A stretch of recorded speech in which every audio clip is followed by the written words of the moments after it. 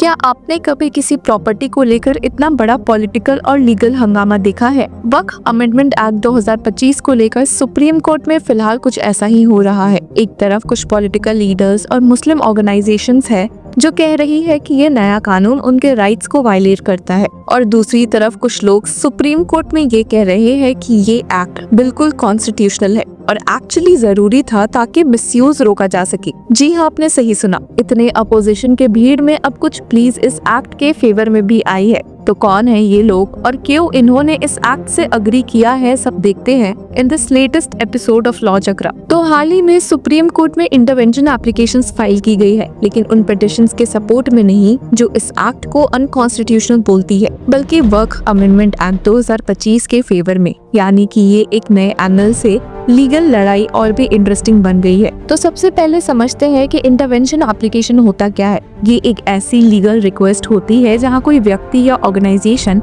जो पहले किसी केस का पार्ट नहीं था, कोर्ट से कह सकता है कि ये मैटर मेरी राइट्स या इंटरेस्ट को अफेक्ट करता है, इसलिए मुझे भी सुना जाए। और वैसे ही अब ये एप्लीकेशन फाइल की है सतीश कुमार अग्रवाल, जो अखिल भारत हिंदू महासभा के सदस्य हैं, और विष्णु गुप्ता, जो हिंदू सेना के राष्ट्रीय अध्यक्ष हैं। इन्होंने एडवोकेट वरुण सिन्हा के थ्रू कोर्ट में ये एप्लीकेशन फाइल की है। इन लोगों का कहना है कि वक्फ बोर्ड पहले सेक्शन 40 का मिसयूज करता था। उनका क्लेम है कि बोर्ड बस रीजन टू बिलीव के बेसिस पर किसी भी प्रॉपर्टी को वक्फ प्रॉपर्टी डिक्लेयर कर देता था। इस वजह से एलिजिडली हजारों एकड़ जमीन दूसरे लोगों से छिन गई बिना उनका प्रॉपर ओनरशिप का प्रूफ देखे। ये लोग कह रहे हैं कि पार्लियामेंट ने इस मिसयूज को रोकने के लिए ही ये अमेंडमेंट पास किया। सिंपल शब्दों में उनका कहना है कि ये अमेंडमेंट कॉन्स्टिट्यूशनल है, नेसेसरी है और किसी के राइट्स को वायलेट नहीं करता। अब इस सेक्शन 40 के बारे में क्लैरिफिकेशन देते हुए एडवोकेट विष्णु शंकर जैन, जो यूजुअली हिंदू पिटिशनर्स की ओर से रिलीजियस केसेस में मौजूद रहते हैं,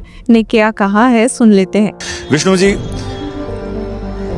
जो ये कहा जा रहा है कि वक्फ एक्ट बहुत सारे अल्पसंख्यकों के अधिकारों का हनन करेगा, तो इसको लेकर क्या सोचते हैं, कितनी सच्चाई है इसमें?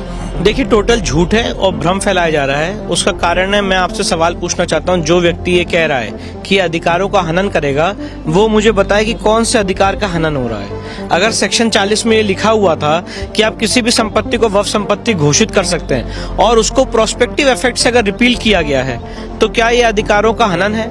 अगर ये लिखा हुआ है वक्फ एक्ट में कि आपको लिमिटेशन एक्ट से एग्जेम्पशन है, आप कभी भी घोषित कर सकते हैं किसी संपत्ति को, और अगर आपको लिमिटेशन एक्ट के दायरे में लाया गया है जो कानून सबके लिए है, तो क्या ये अधिकारों का हनन है या असीमित अधिकारों को कानून संवत या संविधान संवत बनाने की एक पहल है?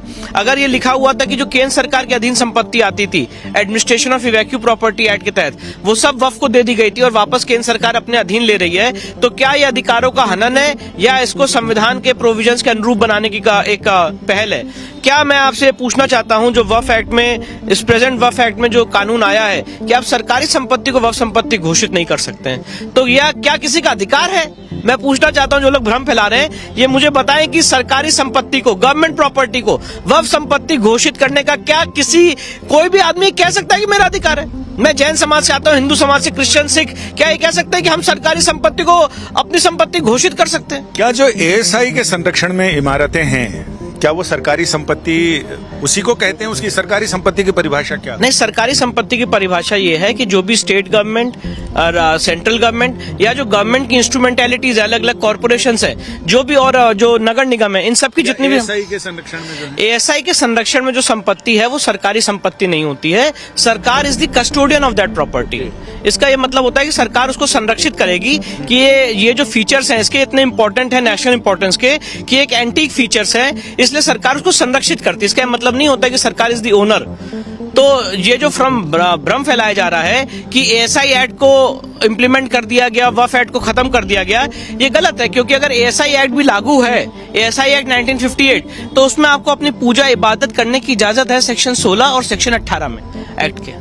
इन इंटरवेंशन एप्लीकेंट्स ने ये भी कहा कि कोई भी लॉ सिर्फ रिलीजियस प्रैक्टिसेस के बेसिस पर नहीं बन सकता। स्पेशली अगर उस लॉ के अंदर किसी और का लैंड एक्वायर किया जा रहा हो। उन्होंने पुराने वक्फ एक्ट्स 1954 और 1995 को ड्रैकोनियन तक कह दिया और बोला कि नए अमेंडमेंट्स में कोई इलीगैलिटी नहीं है। ये सब आर्ग्यूमेंट्स अब सुप्रीम कोर्ट के सामने रखे गए हैं, जहां chief justice of India Sanjeev Khanna और जस्टिस संजय कुमार और केवी विश्वनाथन की बेंच 16 अप्रैल को इस मैटर की सुनवाई करेगी। और हाँ, सेंट्रल गवर्नमेंट ने भी एक कैविट एप्लीकेशन फाइल किया है। इसका मतलब ये होता है कि अगर कोर्ट कोई भी ऑर्डर पास करे तो पहले सरकार का वर्जन भी सुना जाए। ये एक स्टैंडर्ड लीगल मूव होता है जब किसी पार्टी को लगता है कि उसके बिना कोई फैसला हो गया तो वो अनफेयर होगा। लेकिन ये सिर्फ एक साइड की कहानी है। अपोजिशन का स्टांस भी उतना ही स्ट्रॉन्ग है। AIMIM के असाउद्दीन ओवैसी, कांग्रेस के MPs मोहम्मद जावेद और इमरान प्रतापगढ़ी, आम आदमी पार्टी के अमनतुल्ला खान, आजाद समाज पार्टी के चंद्रशेखर आजाद और DFK के A राजा जैसे कई MPs ने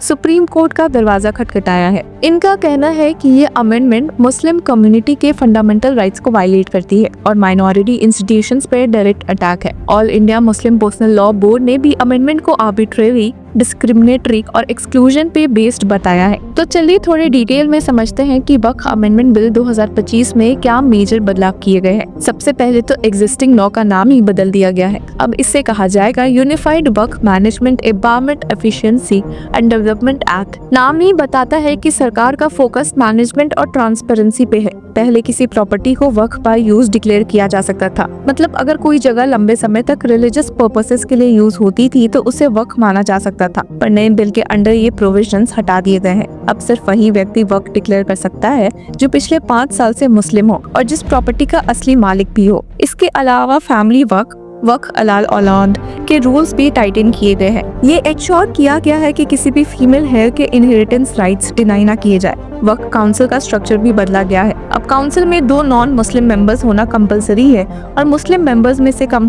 2 वुमेन होना जरूरी। पहले सिर्फ सुन्नी और शिया बोर्ड्स बनाए जा सकते थे, अब आगा खानी और बोहरा सेक्ट्स के लिए भी अलग बोर्ड्स बनाने की परमिशन है। ट्रिब्यूनल्स के मैटर में भी एक मेजर चेंज हुआ है। पहले ट्रिब्यूनल का डिसीजन फाइनल होता था और कोर्ट में अपील नहीं होती थी। अब ट्रिब्यूनल के डिसीजंस के अगेंस्ट हाई कोर्ट में 90 डेज के अंदर अपील की जा सकती है। ये मूव लीगल रेमेडीज को एक्सपैंड करता है, पर अपोजिशन का कहना है कि इससे वक्फ इंस्टीट्यूशंस का ऑटोनॉमी खत्म होता है। अब जब दोनों साइड्स अपने रिस्पेक्टिव पॉइंट सुप्रीम कोर्ट के सामने रख रहे हैं तो सबकी नजर 16 अप्रैल की सुनवाई पर है। ये केस सिर्फ एक लीगल इंटरप्रिटेशन का मैटर नहीं है, ये constitutional rights, minority protection, property laws और गवर्नेंस का भी एक सेंसिटिव इंटरसेक्शन है। सपोर्टर्स कहते हैं ये अमेंडमेंट जरूरी था। पहले वक्फ बोर्ड के पास ऑब्जेक्ट पावर थी और इससे मिसयूज रोका गया है। क्रिटिक्स बोल रहे हैं ये एक बैकडोर कम्युनल एजेंडा है जिसका नुकसान माइनॉरिटी कम्युनिटीज को होगा। एक और इंटरेस्टिंग ट्विस्ट ये है कि union home minister Amit Shah ने लोकसभा में बोला भी था कि मोदी सरकार ने ये स्टेप लेकर लालू प्रसाद यादव की पुरानी मांग को पूरा किया है, जिसमें लालू ने कहा था कि वक्फ प्रॉपर्टीज के मिसयूज को रोका जाए। इस पॉलिटिकल बैकड्रॉप ने इस लॉ को और कंट्रोवर्शियल बना दिया है। पर आखिर में सवाल ये है,